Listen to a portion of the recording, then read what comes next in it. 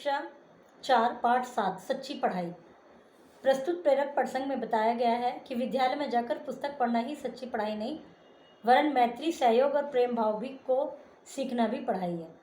मतलब प्रेरक प्रसंग प्रेरणादायक है। और जैसे स्कूल में जा रहे हैं, केवल क्लास में फर्स्ट आ गए, खूब अच्छे से रट्टू तोता बन गए, यही सब केवल स्टडी नहीं होती, उसके अलावा बहुत कुछ हमें स्किल्स वहाँ पर सीखने होते हैं। नमिता कक्षा की सबसे होशियार लड़की थी। कोई भी प्रश्न अध्यापक पूछे तो तुरंत जवाब हाजिर। अभी और बच्चे सोच विचार कर ही रहे होते, तब तक नमिता उत्तर भी देती थी। इतनी इंटेलिजेंट थी वो। ठीक इसके विपरीत इंदु से जब कुछ भी पूछा जाता तो वह घबरा जाती, आंखें नीचे करके खड़ी हो जाती।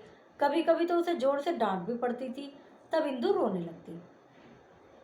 नमिता को यह देखकर अच्छा नहीं लगता, जबकि कुछ अन्य बच्चे इंदु को धीमी आवाज में बुद्धूराम, फिसड्डी कहकर उसकी हंसी उड़ाते थे। मतलब नमिता को तो पसंद नहीं था कि सब उसकी मजाक उड़ाएं, वो उसके प्रति सिंपैथी रखती थी।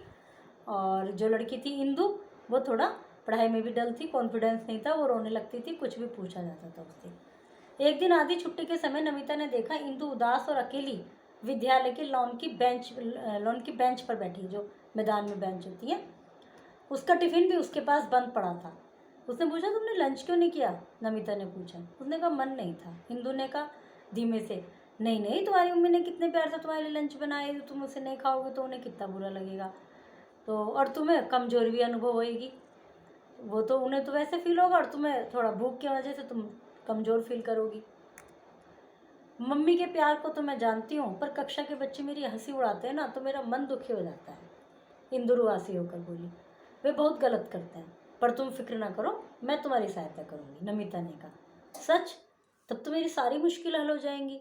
जब कक्षा की सबसे होशियार लड़की मेरी सहेली बन जाएगी तो बच्चों की हिम्मत ही नहीं होगी मुझे कमज़ोर समझने की। नहीं नहीं, मैं कोई होशियार नहीं हूँ। हाँ, ध्यान देकर पढ़ने से मैं उत्तर जल्दी दे पाती हूँ, तुम भी कर पाओगे ऐसा, नमिता ने कहा। उसने मतलब उसको थोड़ा सा मोटिवेट किया। तब वो बोली, इंदु सचमुच तुम तो परियों जैसी गुणवान हो, दयालु हो। देखो, सच्ची पढ़ाई वही होती है जिससे हम दूसरों को भी आगे बढ़ाएं। अब उसने उसको समझाना शुरू किया कि मैं तुम्हारी हेल्प करूँगी, तभी भी सच्ची पढ़ाई मानी जाएगी मेरी भी। मैंने पढ़ाई की किताबों के अलावा भी और अच्छी अच्छी बहुत सी किताबें पढ़ी हैं। उन सभी में दूसरों की सहायता व प्यार से मिलजुल कर रहने की शिक्षा दी गई है। तो इंदु ने कहा, सचमुच पढ़ने का शौक तो बड़ा निराला है। हाँ, आजकल बच्चे मोबाइल पर गेम आदि खेलकर दिल बहलाते रहते हैं, इससे उनके दिमाग का सही विकास नहीं होता और अच्छे विचार भी उन्हें नहीं मिलते, नमिता ने कहा। ठीक है, मैं भी अब खूब पुस्तक पढ़ूंगी, हम दोनों मिलकर लंच करते हैं। ठीक है, नमिता ने कहा, और दोनों टिफिन खोलकर खाने लगी।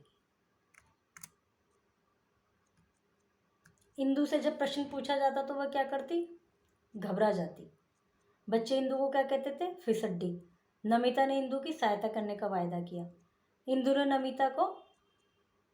नमिता को दयालु। किसने किससे कहा? जो सही कथन है उस पर सही का निशान लगाएं, गलत पर गलत का। निम्नलिखित प्रश्नों के उत्तर दीजिए। कक्षा की सबसे होशियार लड़की कौन थी? नमिता को क्या देखकर अच्छा नहीं लगता था? नमिता ने इंदु से क्या वायदा किया? सच्ची पढ़ाई के बारे में नमिता के क्या विचार थे? विलोम शब्द से मेल कीजिए। दयालु, निर्दयी, गुणवान, अवगुणी, गलत, सही, हिम्मती, कमजोर। बहुवचन लिखिए। पुस्तक, पुस्तकें, बच्चा, बच्चे, गलती, गलतियाँ, वस्तु, वस्तुएं, कमजोर, कमजोरियाँ, खूबी, खूबियाँ। अर्थ लिखकर अंतर बताइए। एक तो समान होता है, इक्वल, जिसका मीनिंग होता है, और एक होता है सामान, समान, लगज। दिशा, पूर्व पश्चिम ऐसे वाली दिशा, और दशा का मतलब कंडीशन, स्थिति क्या है। कल, जो कल आएगा या जो कल बीत गया, और काल मतलब समय। कली, फूल की कली, और किला, दुर्ग, किला मतलब बिल्डिंग का नाम है। इनको शुद्ध करके लिखिए। विश्व के सभी महान महापुरुष बहुत ही विनम्र स्वभाव के और अत्यंत दयालु थे। कुछ महापुरुषों के चित्र एकत्र करके नीचे स्थान पर चिपकाइए। उनके नीचे उनके नाम और एक एक गुण भी लिखिए। मान लीजिए आपकी कक्षा में नया विद्यार्थी आया है, वह शक्ल से सुंदर नहीं है, उसका कद भी छोटा है, सभी विद्यार्थी उसे चिढ़ाने लगते हैं, तो ऐसी स्थिति में आप क्या करेंगे? सोच के लिखिए। पाठ समाप्त हुआ।